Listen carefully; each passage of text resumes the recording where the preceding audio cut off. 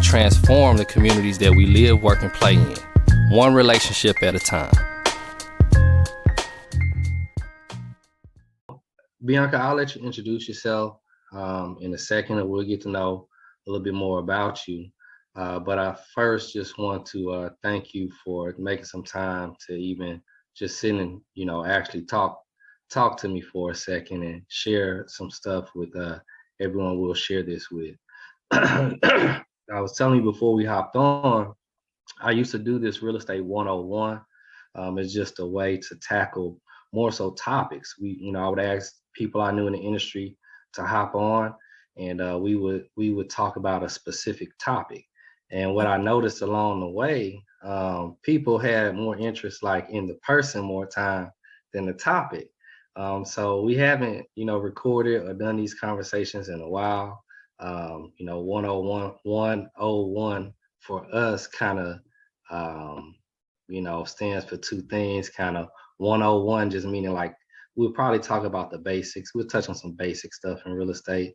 But 101, like 1 in 1, like a quick little interview. Think of it like a coffee, a little 20-minute coffee. You're meeting someone or whatever the case is, and we're just sharing it. So anyway, starting back this year, you're the first. So thank you for that again. I'm gonna ask you a few questions.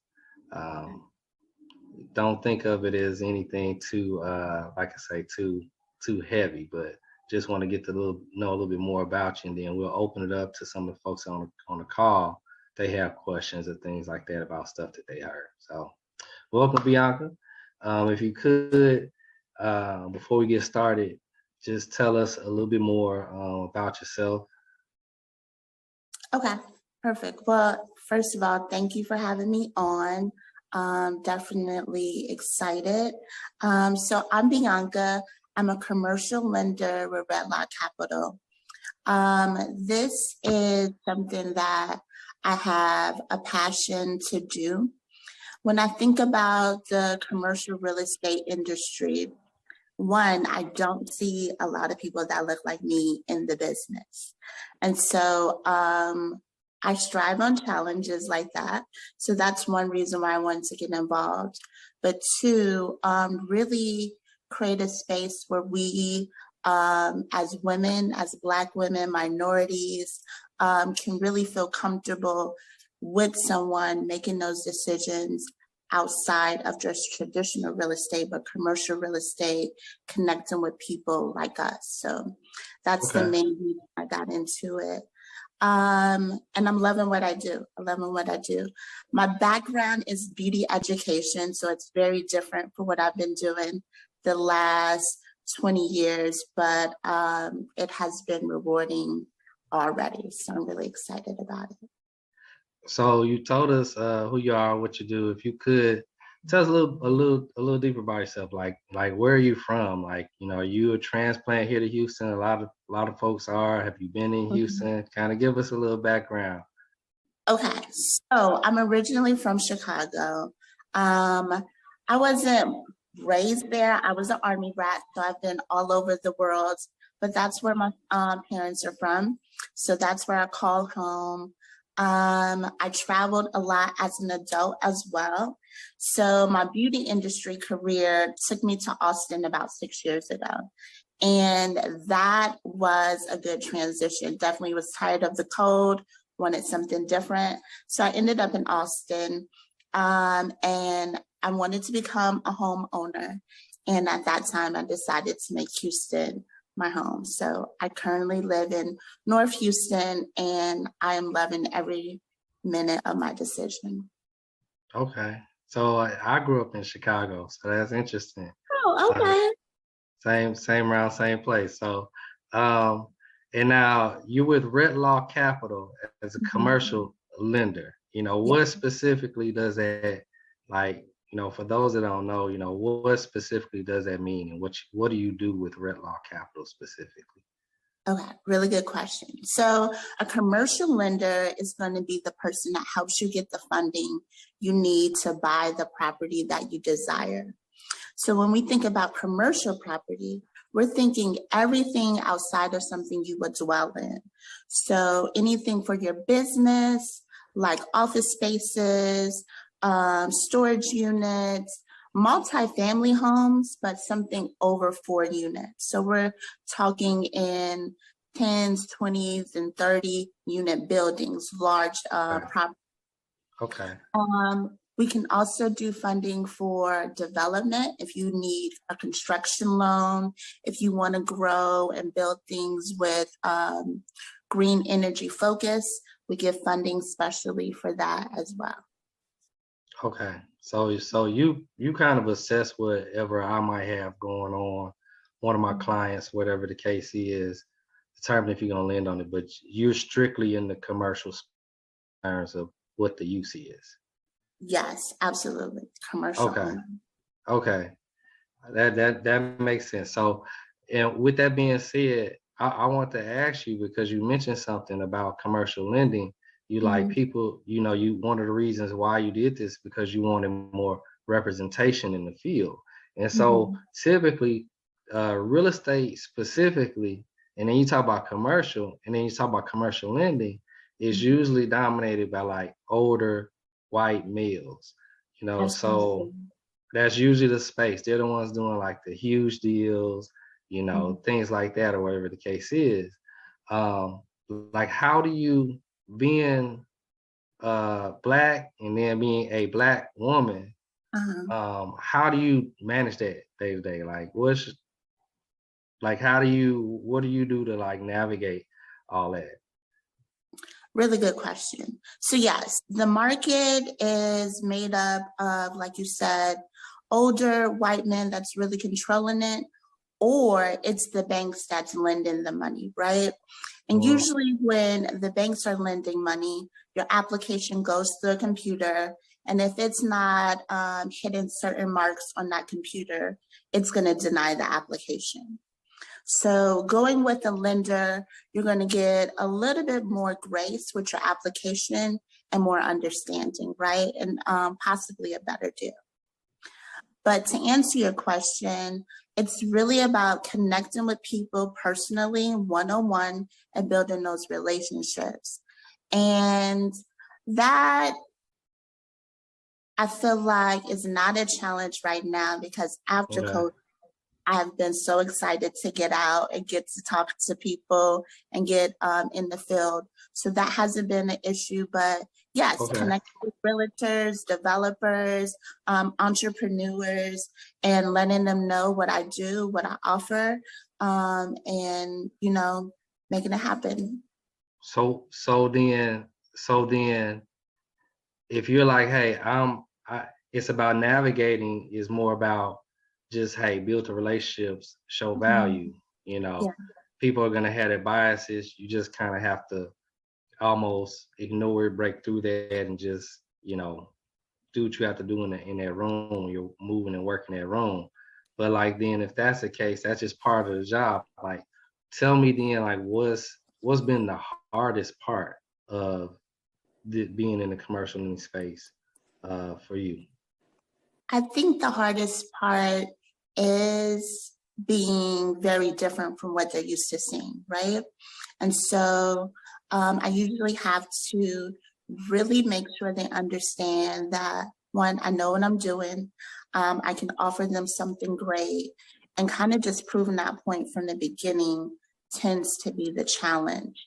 Once I'm over that hurdle, we can get some deals done, then it's a little easier then. But initially, just introducing myself, telling someone what I do, because it's not the traditional person doing it, the banker or what have you, they're a little hesitant.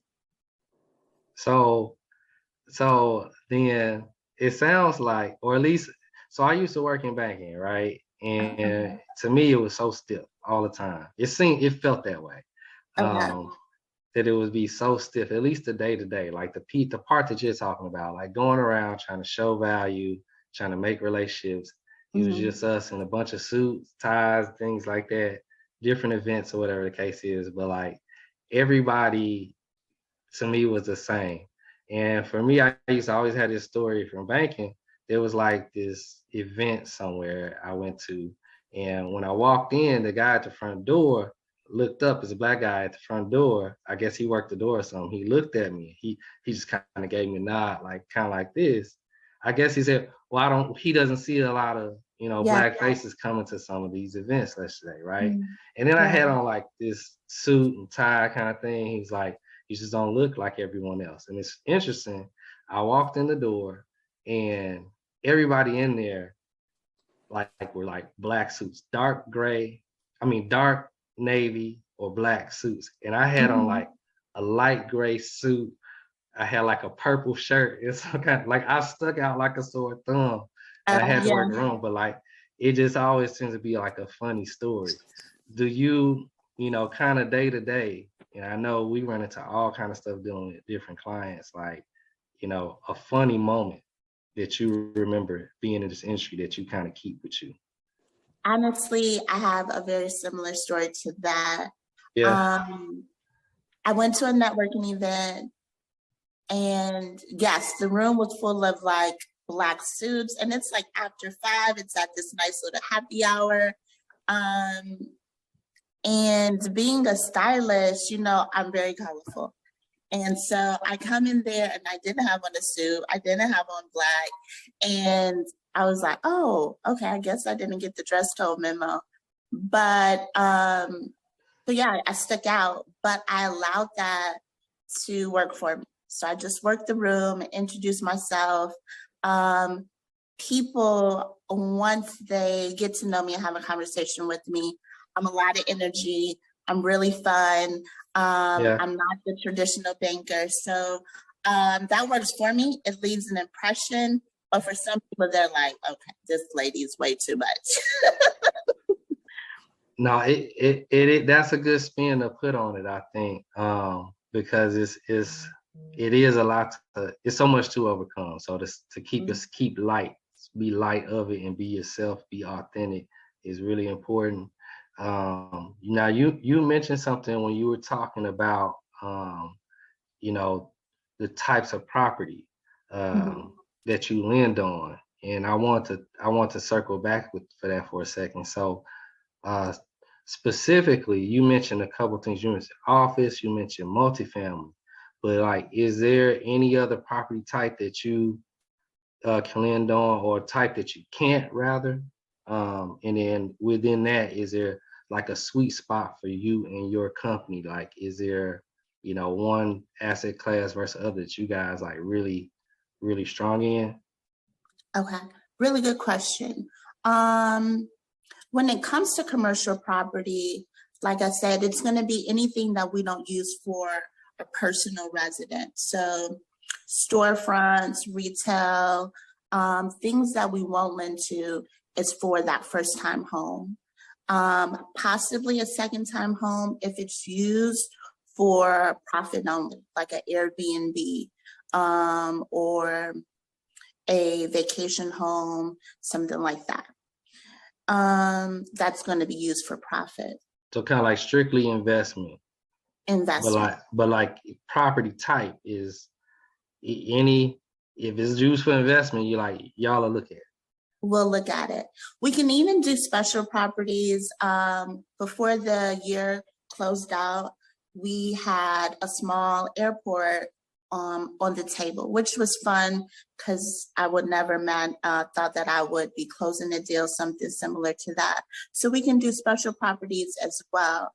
What has been my niche last year was storefronts and multifamily homes in about the 16 to 35 unit capacity.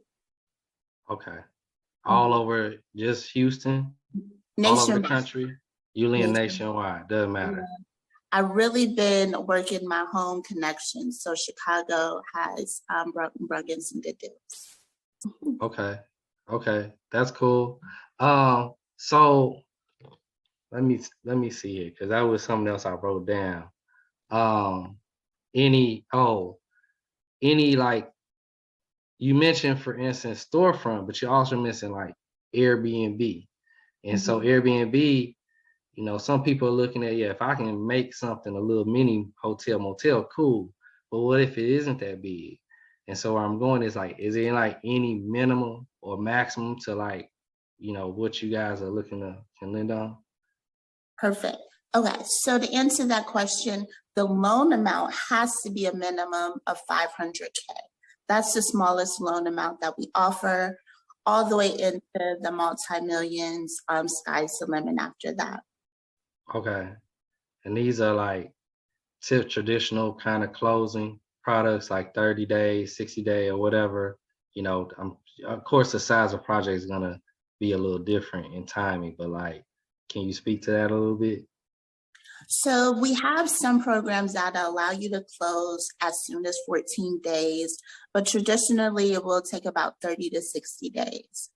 Depending on which program you go with, that'll kind of determine those factors. Having paperwork and things like that from the buyer and the seller in order will really predict the timeline. Can it Now be a portfolio? you'll be back. Was that right? I was asking, can it be a portfolio, like a portfolio of multiple single families? It can, yes, absolutely. So Bianca, you'll be back, you know, next week, or you'll be out to our office next week in person to Yeah. talk a little bit more about specifically products and maybe even folks maybe specific interest that they have. You able to get a little bit deeper into things in that. But is there any for today? Is there any advice or tips that you know you would share with us that are looking to whether we are new and or experienced, any things that any advice tips you can give in terms of from your space to us to help us kind of, you know, look at properties, evaluate properties, anything? Yeah. I know a lot of people are worried about interest rates right now, and that's kind of turning them off to buying and getting involved. But I want everyone to really understand that it's always a good time to invest. It's just going to be a different road on how you're investing. So right now, with interest rates being high, your road to investing is to get the best deal on a price point. Your price point is where you're really going to do your homework and make sure you get the best deal. When interest rates are high, price points are usually in your favor. And then understanding the funding program that you're getting involved in and making sure it has some flexibility for you to refinance and get a better interest rate later. So the money is in the deal. Of course, always up front. The money is in the deal no matter what's going on in the market, right? Any general, I know lenders never like to talk about interest rates, but you know, we always gonna ask. If I'm modeling multifamily, let's say, retail, any general interest rate right now, you feel like, hey, if you use this interest rate, you'll, you know, that's safe. You can model, you know, do your models and measure your profitability. Any advice there? As far as like a number? Range, just, you know, not specifically to your rate. I know everybody is different, right? But like, you know, are you telling me like if I model 9%, I'm safe? You know, it maybe come down from there. Like, what are you seeing? Well, with new investors, it's definitely going to be a little higher, right? When we think about commercial property, the interest rate's also going to be determined on your experience. So a 9% would be pretty good for experienced investors that's done it maybe a few times. New investors, they may end up a little bit higher this first go round. Okay. And your money you're lending on, most of it is private money, private capital, is that? So we do in-house lending up to $7 million that we can fund on our own. Outside of that, we'll facilitate the funds. And so what does that mean? Like, what difference does that mean for me if you're like, hey, we can do up to 7 million in-house versus out-house? So outhouse would mean that we'll facilitate it through a bank or another institute. And it's not really anything so much different from you, but just how you pay it back and who you pay it back to. Okay. So no real advantage to like speed or like relationship or anything like that. Just on No, you guys. I'm gonna still make sure the rate, the packet is all the best deal for you. Okay.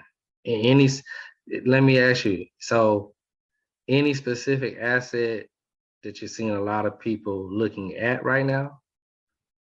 A lot of people are wanting to build. So I'm at the beginning of this year so far, we have a lot of construction deals on the table. People are really interested in building, just taking up some land, and especially in Texas. People are buying land and building on it by building multifamilies, building storefront strip malls and things like that. So, so multi and small commercial you're seeing? Is that safe to? Okay, Yeah. that's interesting. And this might sound like an oddball question. What are you not seeing? What am I not seeing? Is there anything you don't see, but you're like, huh, that's interesting, or something that you were seeing, and then like now it's like it fell off the map? I've seen a decrease in storage units. The last 2 years, those were booming. Everyone wanted a storage unit, and they're really great because they're very low maintenance. But in 2020, it was only a few that we've done. So I guess that'd be that one property that's kind of decreased. Storage units. Okay. Mhm. Okay. That's all helpful. So I won't dig too deep because, like I said, I know you're coming back in the office next week, and so I hope some of you guys, you know, that either hear or end up watching this, stop in and check with us. Especially you got some projects, some specific questions, we can dig into that a little bit deeper. But before I open up for the folks on the call, just to have a little bit of back and forth and Q&A, you know, I have one last question for you. And it's kind of like I used to watch this sports show, and you saw would say, "Come on, man!" Like it would be different things that happen, you know, in sports, and you know that was just their reaction. So like, what? And it's just a close out, just kind of funny. What something you recently seen, read, doesn't have to be in the market, just period, that made you have that kind of funny reaction? Like, what the hell? Like, come on, man, what's going on? A funny reaction to something. Let's see.